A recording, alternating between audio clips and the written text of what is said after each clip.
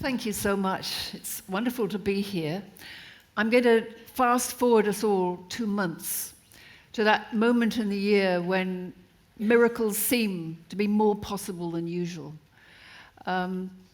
It's a time of loneliness and disconnection, as well as connection, of course. And this book, it's the first time I've read from it. You're the first people I've shared it with. I don't know how it will sound. But this book is dedicated to the Focus homeless outreach team for the mentally ill in Camden. And it's set around Old St. Pancras Church, St. Pancras Old Church.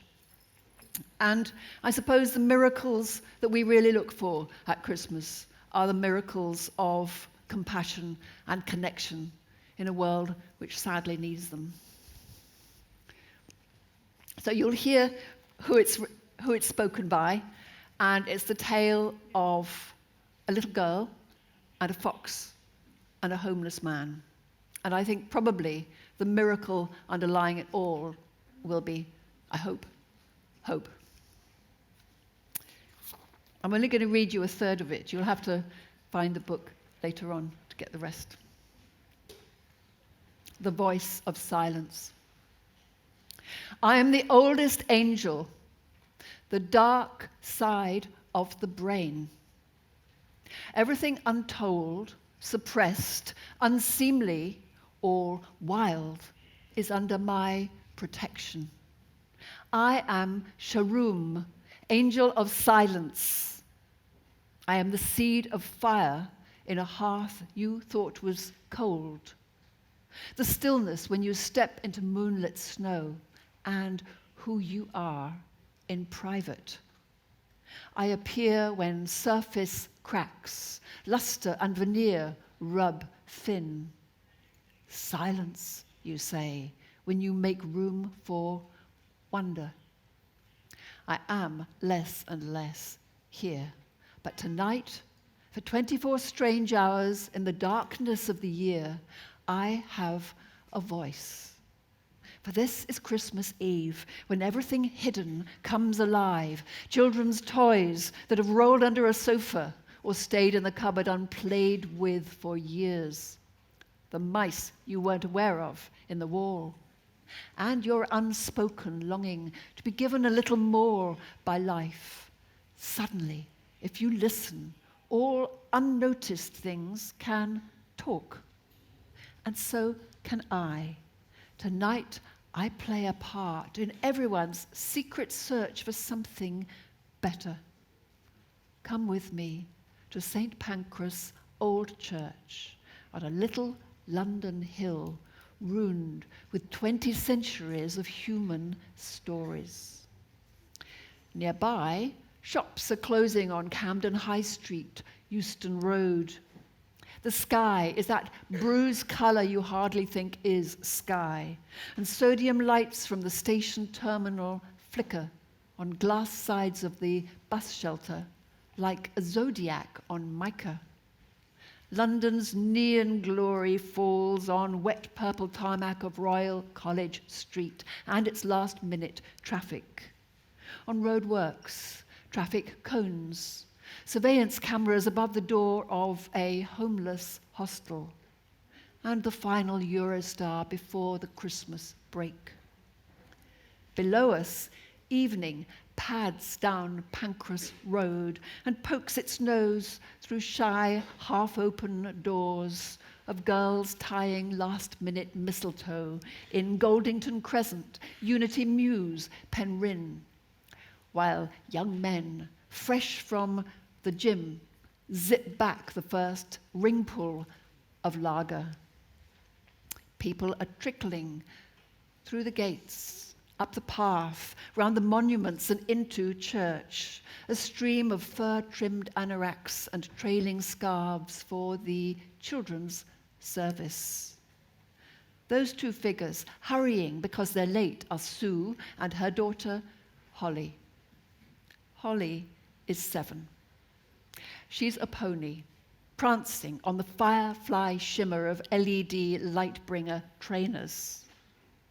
Through a 1,000-year-old arch, into a shrine built over a Roman altar on the bank of the river Fleet, long covered over, like the secret hopes buried in every soul, which might flare out tonight in joy, in disappointment, in a loneliness hardest to accept this time of year, or else might bear new fruit. That's why I'm here.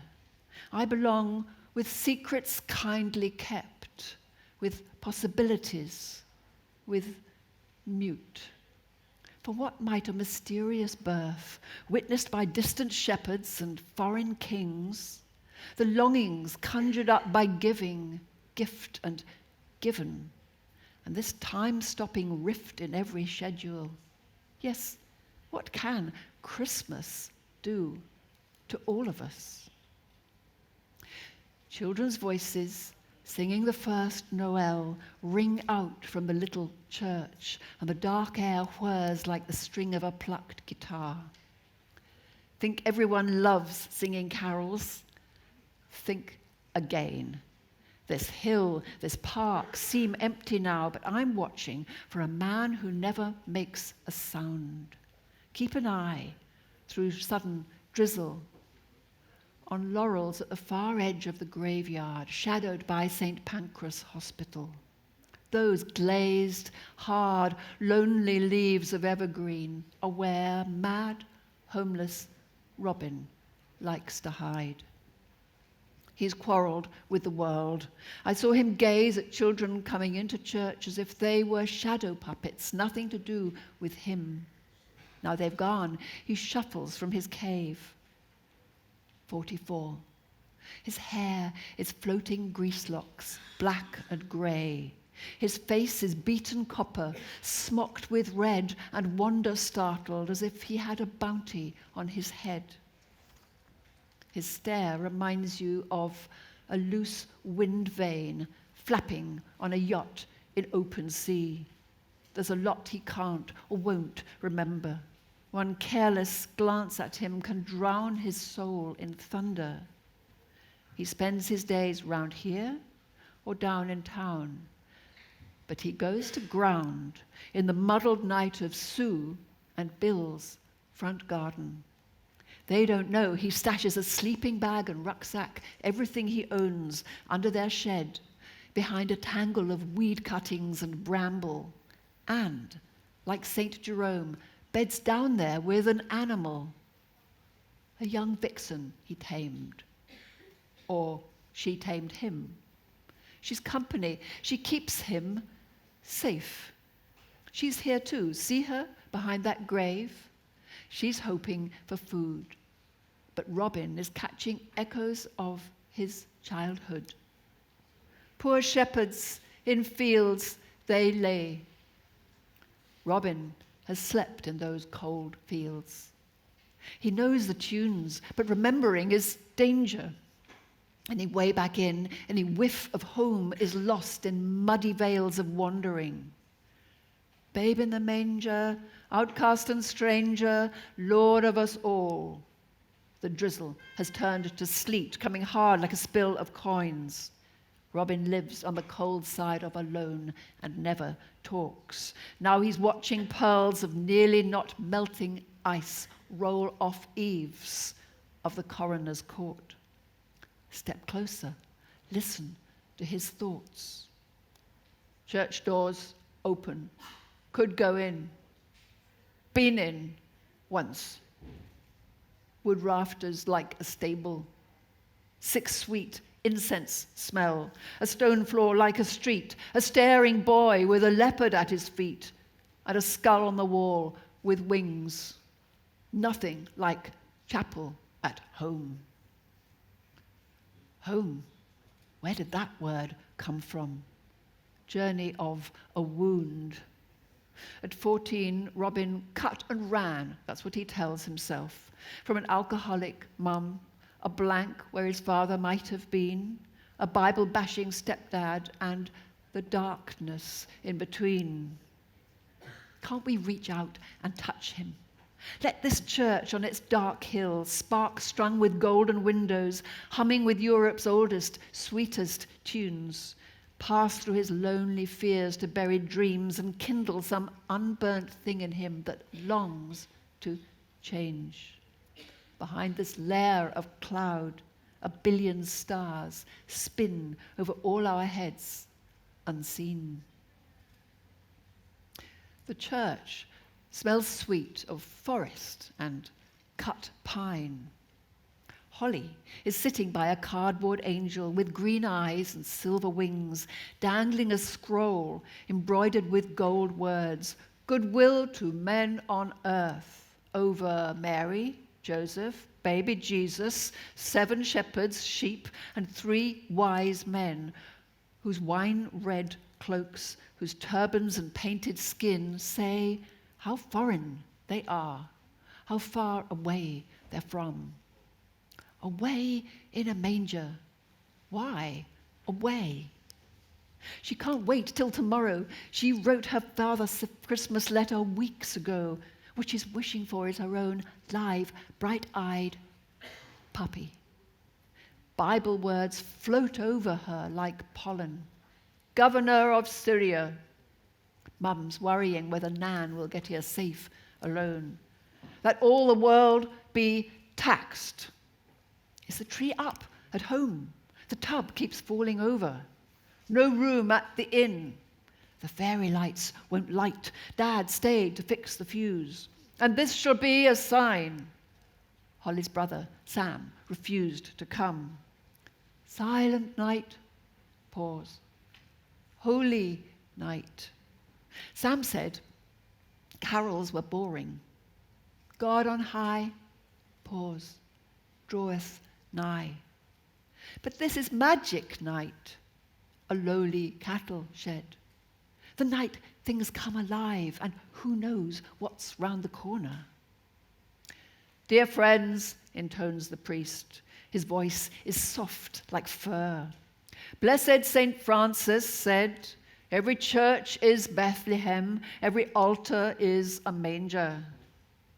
Once upon a time, this night was called Watch Night, because the angels came to tell the good news Christ was born, while shepherds watched their sheep to protect them from danger like lions, leopards, wolves.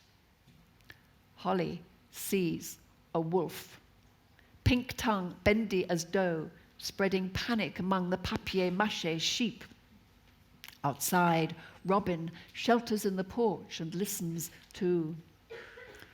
The Holy Family were travelers, turned away, sleeping rough. Our patron, St. Pancras, was an immigrant to Rome. He was a child like you, a boy, 14, from Phrygia, next door to Syria. Let us pray tonight for travelers, for everyone who's lost their home. Holly prays for that, then extra for a puppy. In the deep midwinter, frosty wind made moan. Her wolf is creeping up the aisle. He's shy. He wags his tail low, as dogs do when they're uncertain. Look, he likes her. Suddenly, he's gone. A reading from St. Matthew. The star stood over where he lay. Wise men, warned in a dream, departed another way. Dear friends, we must remember the wood of the danger will one day give place to the wood of the cross. Glory be to God. Holly wriggles. Christmas Eve is holding breath. Christmas Eve is wrapping paper, secrets, treasures she and Sam see once a year and then forget. Has Nan come yet? Have the fairy lights come on? And will she get the lucky silver in the pudding, or will Sam? People are pouring out of church. Friends from Holly's class. Neighbors she doesn't know, but they kiss her anyway. And everyone is smiling. Have you hung up your stocking yet? Good night. Good night. Now, Holly's walking back with Mum. In Goldington Crescent Park, she spots an animal, not a dog or cat, wild, she can tell, like a wolf, but smaller, beside a man slumped over the fake boulder Holly likes to climb. He is just sitting there, like stone, in the dark, in the freezing rain. But now she's home, and the house is suddenly mysterious, smelling of cinnamon, pine cones, Nan's eau de cologne. Dad's got the new fire to work, real flames with pretend logs. Will Father Christmas like it? Sam is sure he will. The tree touches the ceiling. In the firelight, branches dance with shadow. No one minds pine needles on the carpet, not tonight. And everything is gold and red and green. Stand with me. Watch Holly touch with one finger the shimmering balls she remembers from last year when she was 6. When the door opens, they rustle, click, and shift. On top is a silver star. Under a spangled fall of rainbow lights are tinsel glitter twists and cupids. I can't call them angels, playing gold violins and harps. Here are 4 crystal birds with tail feathers like noodles. Mum says a glass, spun glass, and a white reindeer in a sleigh. Holly has forgotten the man she saw in the dark on the sculpture boulder in the cold. Come upstairs with Holly to 2 stockings Nan has knitted from sparkly wool. Karen at school says her Da sneaks into their room when they're asleep to fill the stockings. Is that true? And how do you know? For 3 days, that's special too, Holly will be sleeping on Sam's floor so Nan can have her room. Holly has arranged 3 My Little Ponies on a chair. She can't go to sleep without Twilight Sparkle, Rainbow Glow, and Star Hopper, her favorite, turquoise with tinsel yellow mane and tail. Christmas is really here. Tomorrow she'll have a puppy, and these stockings will be full. Robin is wandering towards the Thames, tunneling in bins for food. Christmas is the salt mine, salt in the wound, the nothing time. I was loved once. Who by? Can't remember. Love dissolves like foam. I am a skull with wings. I run my thumb over the world. Does that hurt? It should. I'm everything without a core. Messy Robin, tide of garbage, savage river, sunless sea, sweaty and shivery, hateful and suzzled, slept in the woods and things done to me, Robin. A boy, 14, from Phrygia. The world is full of big cats and reproach. They're after me. Fox, where are you? She's here. She's coming. Her yellow eyes, her white-tipped brush and pointed mask are the only things Robin can recognize as his. This is my night, when silence has a voice. Can I get Robin to give up a life apart? Christmas is a tightrope. Rejected is its heart, but so is light in the dark. He's not alone. Let him see light arrive across the globe, a world more possible and brighter than he knows. The night ahead will ebb and flow, a night of vigil, stations of the soul, an old truth dawning, a lightening of time until, before the morning, we might gaze at this bent world with a blaze of hope from absolutely nowhere. Come with me into longed for, into all we can imagine of mystery, wonder, hope, despair, and a world, many worlds elsewhere.